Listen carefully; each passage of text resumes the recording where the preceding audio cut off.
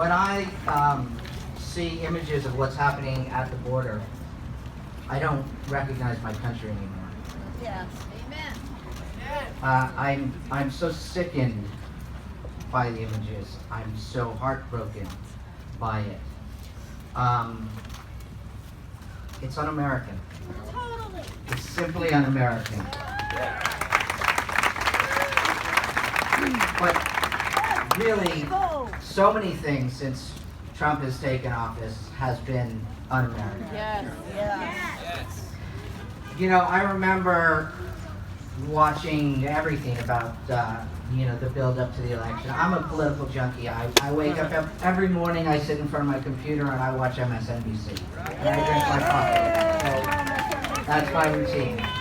So I remember watching everything, and when he won the nomination, I said, good, this is great, because America will never elect this man president. Never happen. It'll never happen. We did it. And we did it. And then, in that lead-up time, those few anxious months before he took office, I remember trying to imagine what it would be like. In my wildest imaginations, I never thought it would be this bad. You know, he's done every single thing that he's told us he was going to do.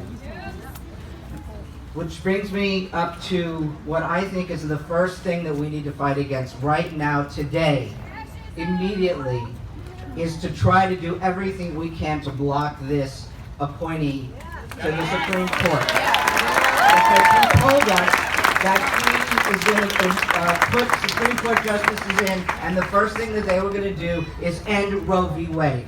He promised us that, okay? He promised us that, and he will do it. And we saw Americans rise up to fight against losing Obamacare, and we need to do the same thing starting today to block an appointee to the Supreme Court. We need to call not our congressmen and not our senators, because we have them, okay? We've got to make sure to get people going to Lisa Murkowski, okay? Going to Susan Collins, thank you, and going to Jeff Flake, and going to people who are leaving, and put as much pressure on these people as possible. Today.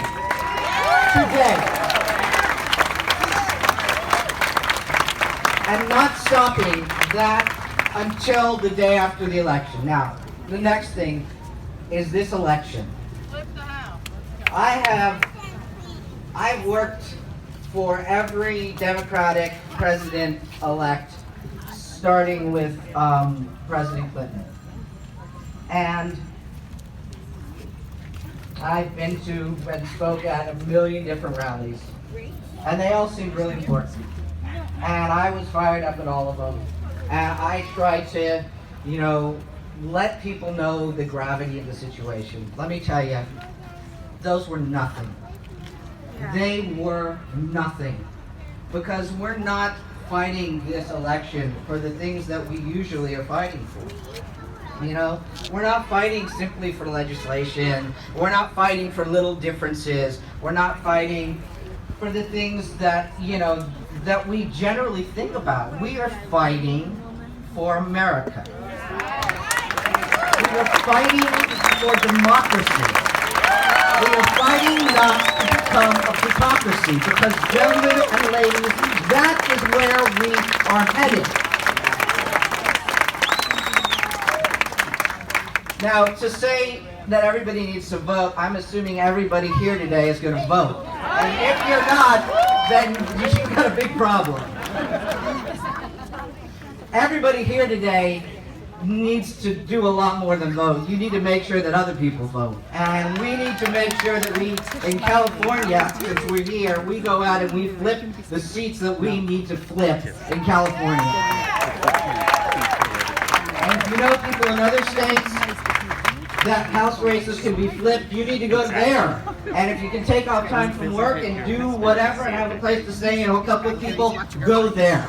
Because if we don't flip the House, and hopefully the Senate, kiss our country and what you've known and how we've lived goodbye. It's that crucial. What is at stake is the soul of America. It is what our founders made, and it is how we've lived, and generations before us have lived. And our generations after this will not know the America that we have lived in, that we have loved, that generations have died for. Do whatever you can, but you make sure that we flip the House in November. Thank you.